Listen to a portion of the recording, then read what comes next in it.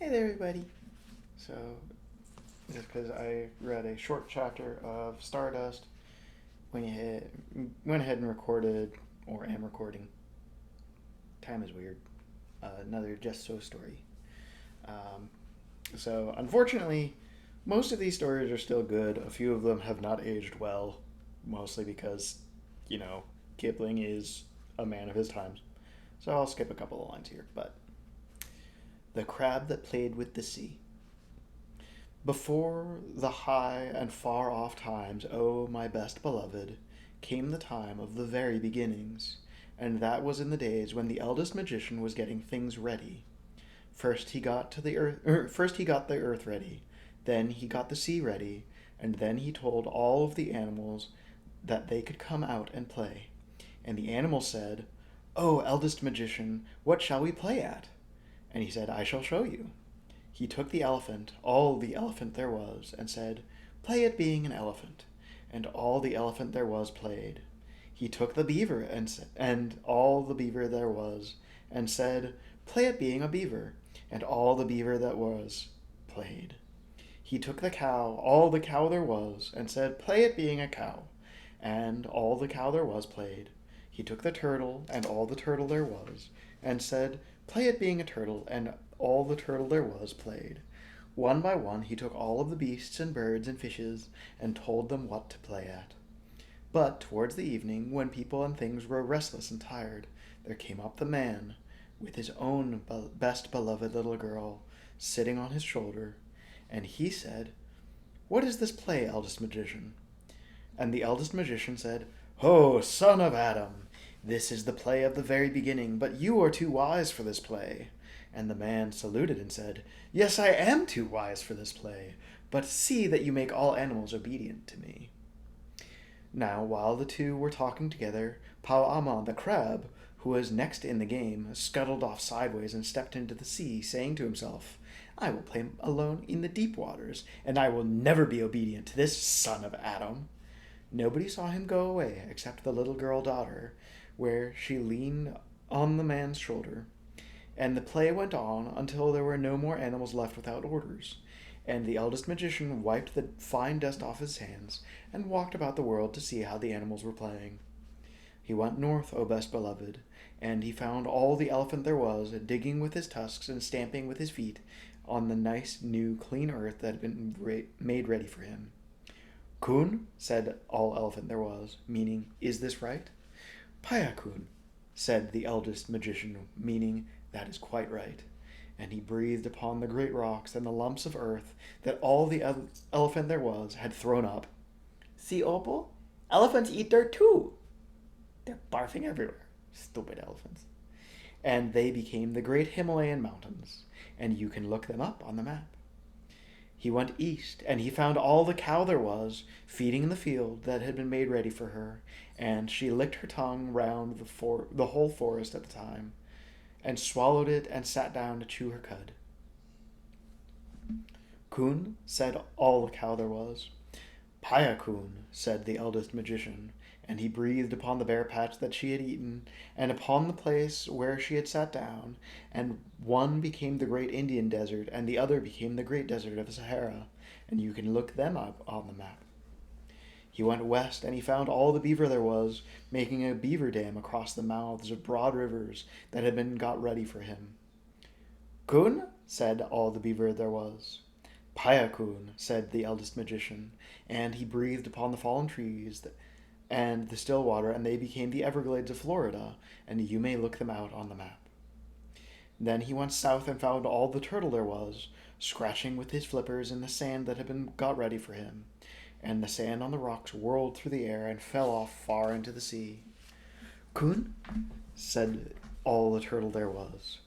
"Paya kun," said the eldest magician, and he breathed upon the sand and the rocks where they had fallen in the sea, and they became the most beautiful islands of Borneo, Celebes, Sumatra, Java, and the rest of the Malay archipelago, and you can look them up on the map. By and by, the eldest magician met the man on the banks of the Perak River, and said, "Oh, son of Adam, are all the animals obedient to you?" "Yes," said the man. Is all of the earth obedient to you? Yes, said the man. Is all of the sea obedient to you?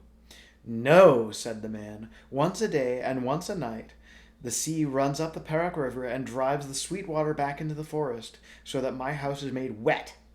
Once a day and once a night, it runs down the river and draws all of the water after it, so that there is nothing left but mud, and my canoe is upset. Is that the play you told it to play? No, said the eldest magician. That is a new and a naughty play. Look, said the man, and as he spoke, the great river came up the mouth of the Perak River, driving the river backwards until it overflowed all the dark forest for miles and miles and flooded the man's house. This is wrong. Launch your canoe and we will find out who is playing with the sea, said the eldest magician. They stepped into the canoe. The little girl daughter came with them, and the man took his cree, a curving, wavy dagger with a blade like a flame, and they pushed out onto the Perak River. Then the sea began to run back, and the canoe was sucked out of the mouth of the Perak River, past Selangor, past Malacca, past Singapore, out and out to the island of Bintang, as though it had been pulled by a string. Then the eldest magician stood up and shouted, Ho, beasts, birds, and fishes, that I took between my hands at the very beginning, and I taught them the play that you should play. Which one of you is playing with the sea? Then all of the beasts and birds and fishes said together, Eldest magician, we play the plays that you taught us to play, we and our children's children, but not one of us plays with the sea. Then the moon rose big and full over the water, and the eldest magician said to the hunchbacked old man who sits in the moon, spinning a fishing line with which he hopes to one day catch the world, Ho, fisher of the moon, are you playing with the sea? No, said the fisherman. I am spinning a line with which I shall one day catch the world, but I do not play with the sea. And he went on spinning his line. Now there is a rat up in the moon who always bites the old fisherman's line as fast as it's made. And the eldest magician said to him, Ho, rat of the moon, are you playing with the sea? And the rat said, I am too busy biting through the line that this old fisherman is spinning. I do not play with the sea. And he went on biting the line.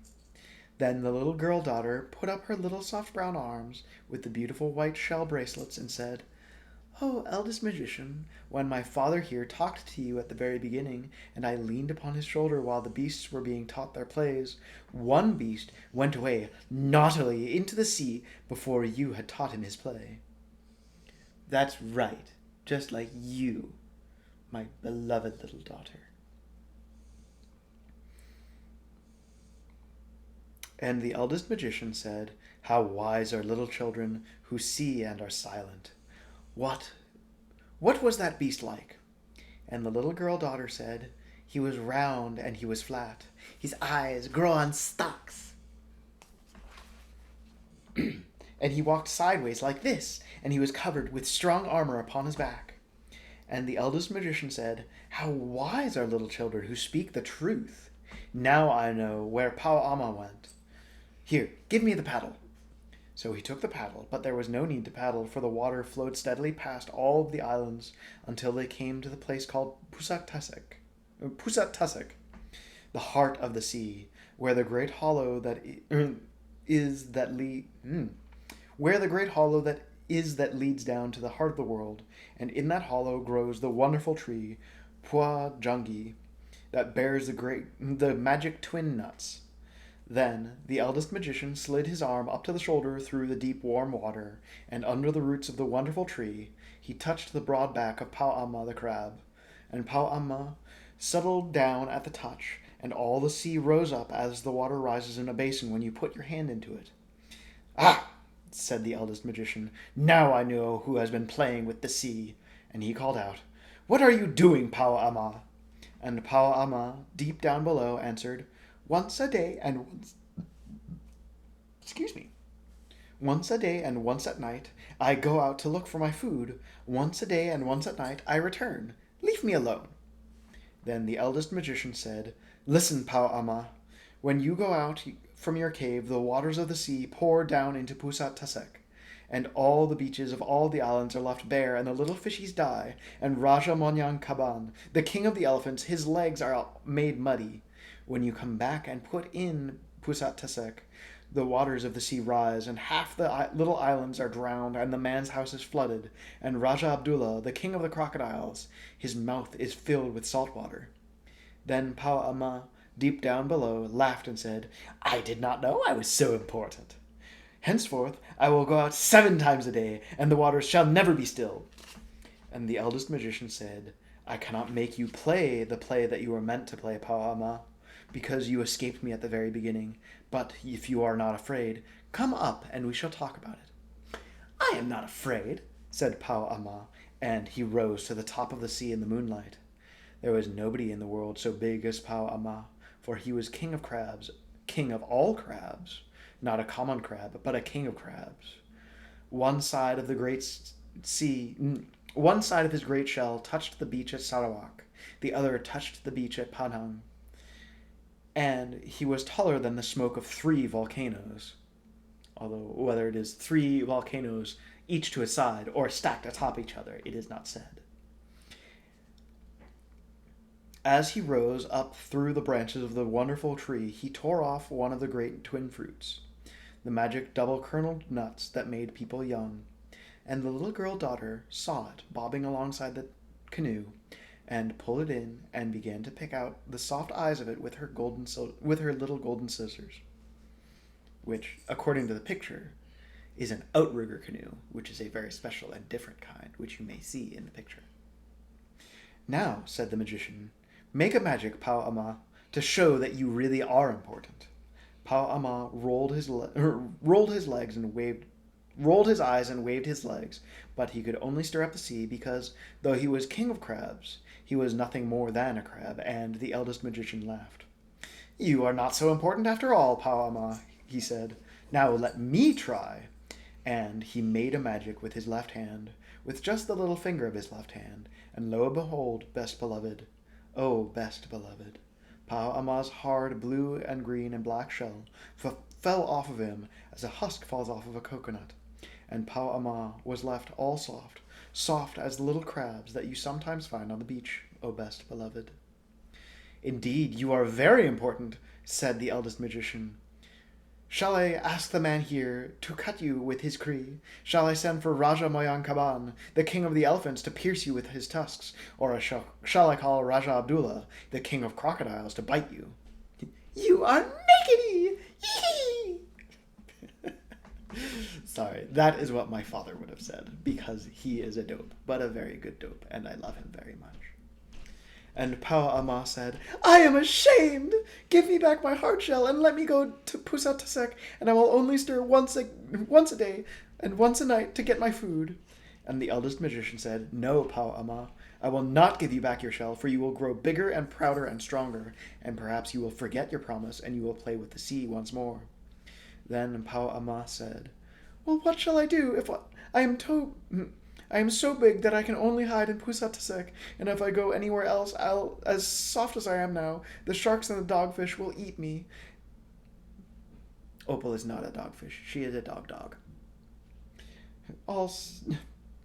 And if I go to Pusat Tasek, all soft as I am now, though safe I may be, I can never stir out to get my food, and I shall die. And then he waved his legs and lamented. Listen, Pa'ama, said the eldest magician, I cannot make you play the play you were meant to play, because you escaped me at the very beginning.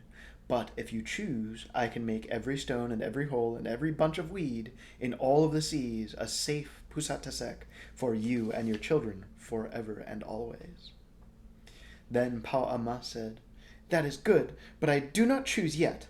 Look, there is the man who talked to you at the very beginning. If he had not taken up your attention, I should not have grown tired of waiting and run away. All this would never have happened. What will he do for me? Snip, snip. And the man said, If you choose, I will make a magic so that both the deep water and the dry ground will be a home for you and your children, so that you shall be able to hide both on land and in the sea.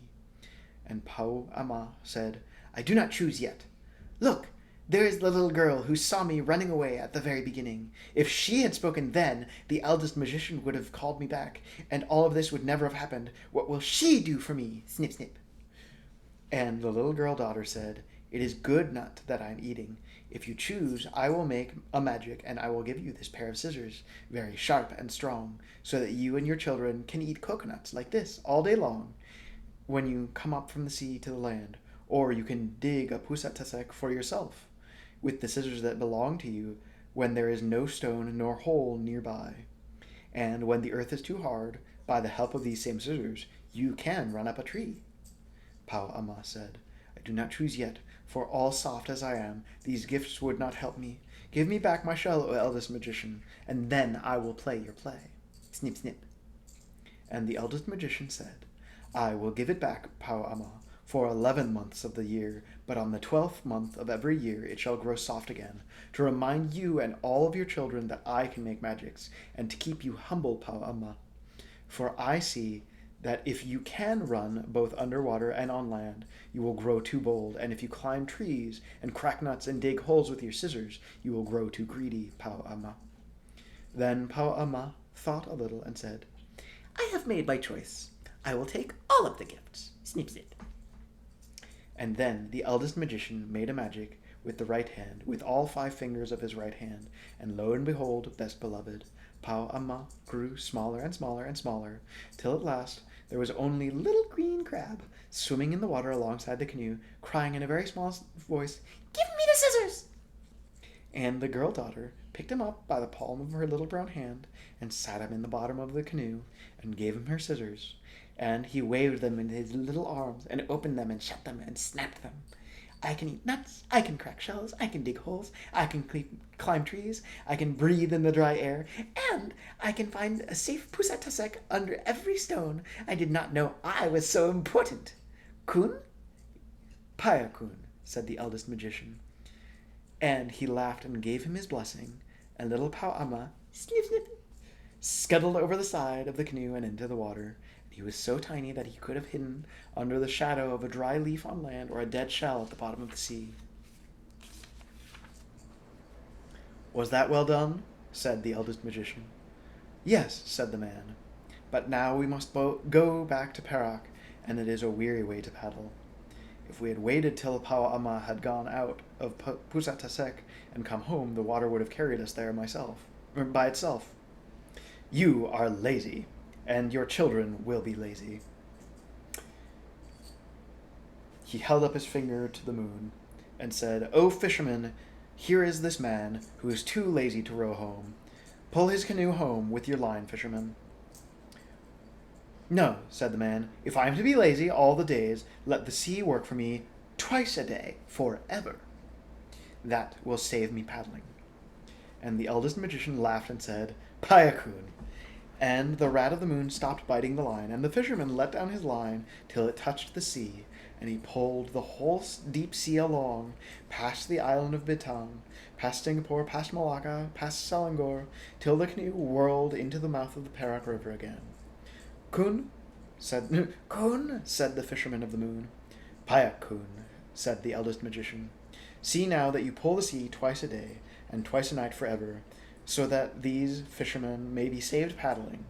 But be careful that you do not pull it too hard, or I shall make a magic on you as I did Pau'ama.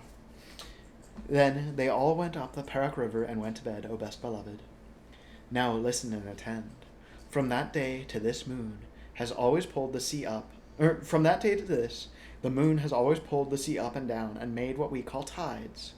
Sometimes the fisher of the sea pulls a little too hard, and then we get spring tides, and sometimes he pulls a little too softly, and we get what are called neap tides. Neap!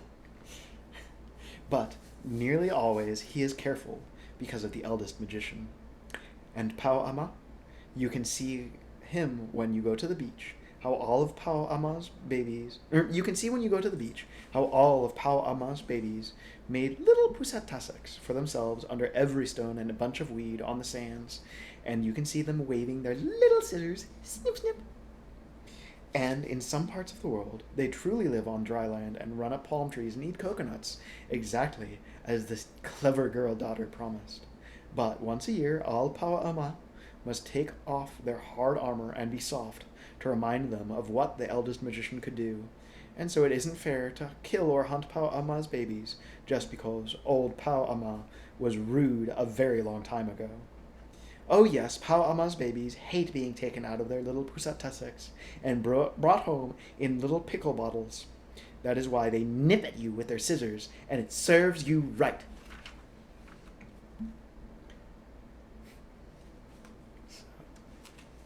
And then to read the pictures, we'll go back a few pages.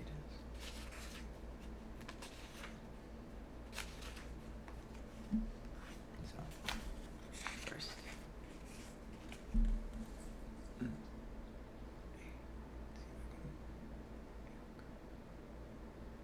And if you want to see the picture clearly you are going to have to buy the book first. So, this is a picture of Paua'ama, the crab, running away while the eldest magician is talking to the man and his little girl daughter. The eldest magician is sitting on his magic throne wrapped up in his magic cloud. The 3 flowers in front of him are the 3 magic flowers. On top of the hill you can see all the elephant there was, and all the cow there was, and all the turtle there was, going off to play, as the eldest magician told them. And for the record, I think that all the cow that there was looks very much more like... Oh, no. Yes, it looks very much more like all the moose there was. Or the Cebu. Cebu. And all the turtle there was, going off to play as the eldest magician told them. The cow has a hump, because she was all the cow there was, so she had to have all there was for all of the cows that were made after. Below the crest of the hill, there are animals who have been taught the game that they are to play.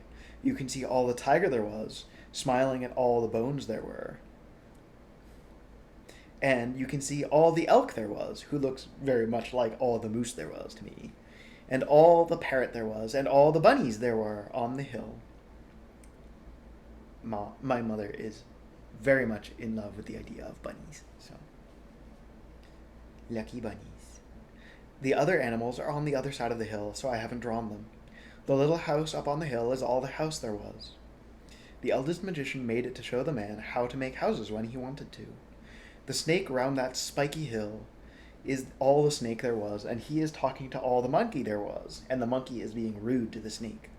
And all the snake is being rude to the monkey, although which one is being rude first is perhaps a matter of some debate. The man is very busy talking to the eldest magician, and the little girl daughter, his best beloved, is looking at Paua'ama as he runs away. That humpy thing in the water in front is Paua'ama. He wasn't a common crab in those days. He was a king of crabs, and I think looks very much like a very clever and very classy horseshoe crab. That is why he looks so different. The thing that looks like bricks is the man that the man is standing in is the big mizmaze. When the man has done talking with the eldest magician, he will walk in the big mizmaze because he has to. The mark on the stone under the man's foot is the magic mark, and down underneath it I have drawn the 3 magic flowers all mixed up with magic in the cloud. All this picture is big medicine and strong magic.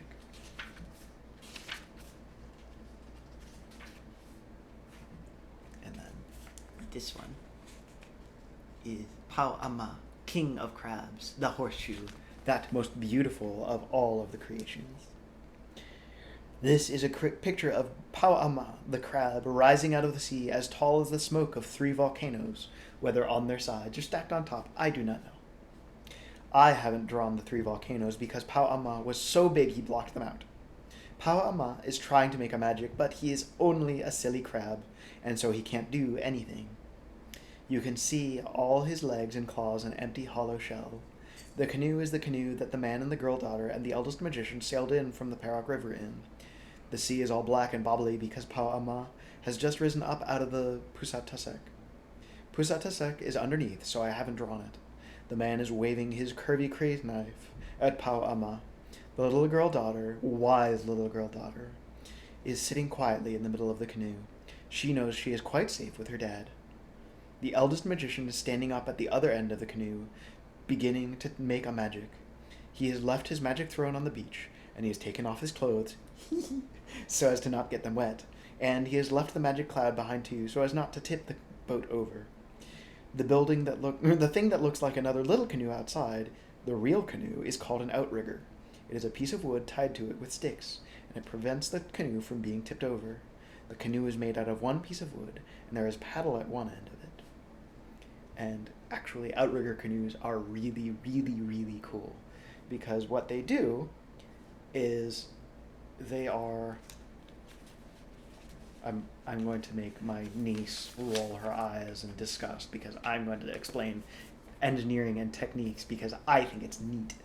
So, an outrigger canoe, the idea is you can make a canoe, and you can make either a second canoe or a really narrow but still floaty piece of wood, and then you can put two struts over the top and you can build a platform. The idea is, unlike traditional boats, you have a very, very shallow draft, but a very wide base. So they are very fast and very stable. So it's very common, especially in Southeast Asia and the Pacific Islands, for outriggers to be used as these traveling boats. I mean, you can see them in the movie Moana. But they are absurdly good at being a very large usable space for a very small overall investment of resources, and they're just wonderfully clever contraptions. I think they're absolutely gorgeous. And it's one of those things where I tell everybody, my dad's motto is, "That's so neat." And if there is anything that I have inherited from him, aside from perhaps a goofy grin and a particular way of laughing, it is that. And I love finding those little details in the world where you just go, "Oh, that's so neat." And so outrigger canoes, every time I see them, it makes me very happy because they are so cool. But anyway, me gushing and babbling is no concern of yours, because, oh best beloved, it is time for you to go to bed. So, all of those I love, and especially a little girl who I am thinking of, I hope that you sleep well. And remember that if people can hate without knowing anything about you, then I can love you for exactly the same reason. So, do your best and get some rest. Try to become somebody who you can be proud of. And, well, if I cannot be there with you, then I will be there for you. I love you very much, so get some rest.